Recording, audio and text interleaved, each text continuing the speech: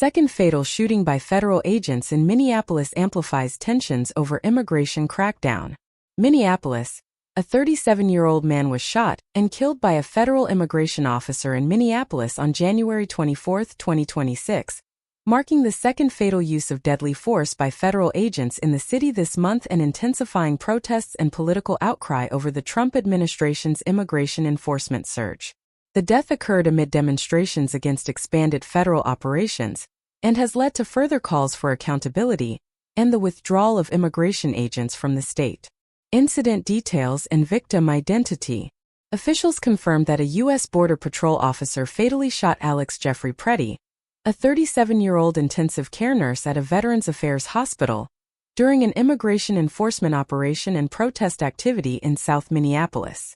Pretti's family described him as a compassionate healthcare worker and community member who had been participating in demonstrations against federal immigration practices following the earlier shooting of Renee Nicole Good by an Immigration and Customs Enforcement agent on January 7. Federal authorities claimed that Pretti approached officers while armed and that the Border Patrol agent fired in self-defense. However, family members and eyewitnesses dispute this account, saying that video evidence shows Pretti holding only a phone and that he may have been trying to protect a woman from pepper spray rather than posing a threat. Pretti was a licensed concealed carry holder, but his family said he had not used a firearm in public before. Escalating protests and official response. The shooting sparked immediate and significant protests in Minneapolis, with hundreds of demonstrators clashing with federal officers in sub-zero temperatures. The violence and unrest prompted Minnesota Governor Tim Walz to activate the National Guard and call for an end to the enforcement operations.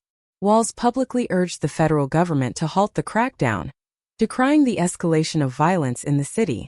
Democratic leaders and protesters have renewed calls for federal immigration agents to leave Minnesota, arguing that the aggressive enforcement tactics have led to unnecessary deaths and civil rights concerns.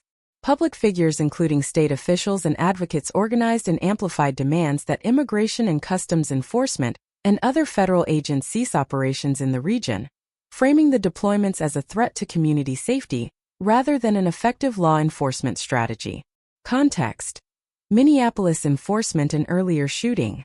This latest shooting comes amid a broader surge of immigration enforcement in Minneapolis known as Operation Metro Surge, a campaign launched by the Department of Homeland Security to expand raids and deportations in major urban centers. The operation has involved ICE, Border Patrol and other federal agencies, and, according to data compiled by nonprofit investigators, has included several encounters where agents opened fire on civilians in various states.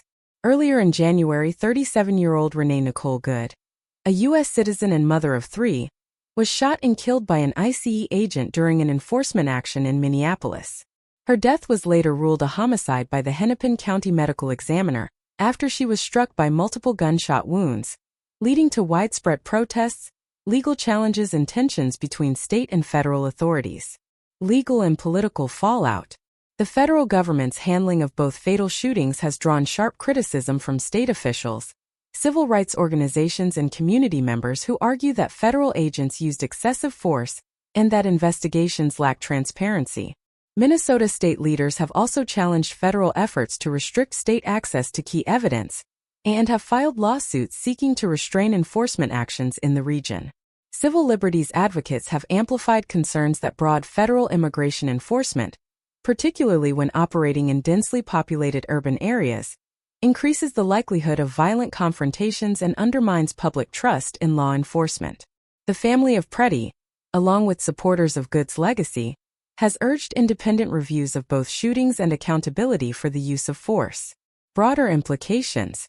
The twin fatalities in Minneapolis have become central flashpoints in the national debate over immigration policy and enforcement tactics, with protests spreading to other cities in solidarity. Activists and political leaders opposing the federal strategy are calling for reforms to how immigration operations are conducted, including increased oversight and restrictions on the use of force. As investigations continue and legal battles unfold, the deaths of Pretti and Renee Good remain emblematic of the deep divisions over immigration enforcement priorities and the balance between public safety and civil liberties in the United States.